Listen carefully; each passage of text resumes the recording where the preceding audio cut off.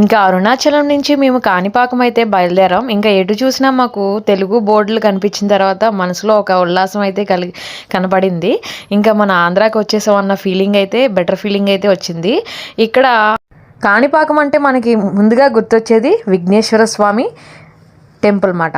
విఘ్నాలకు తొలగించే విఘ్నాధిపతి అయిన గణపతిని పూజిస్తే పాపాలు దోషాలు పోతాయని భక్తుల యొక్క ప్రగాఢ విశ్వాసం అండి.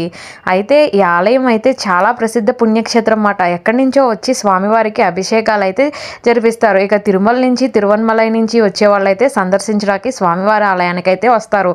ఆలయం ఎంతో విశాలంగా ఉంటుందండి.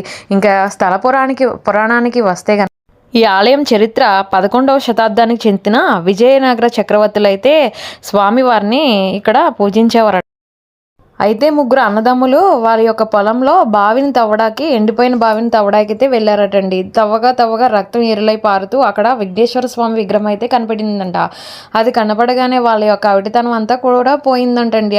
అక్కడ చుట్టుపక్కల వాళ్ళందరూ వచ్చి స్వామిని చూశారట. అయితే ఇది విఘ్నేశ్వర స్వామి మహత్యమే అని చెప్పేసి అక్కడ గుడి కట్టించారటండి.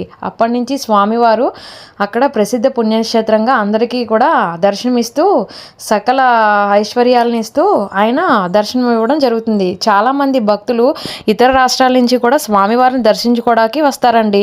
ఇక్కడ స్వామి లోపల బావిలో ఉంటారండి.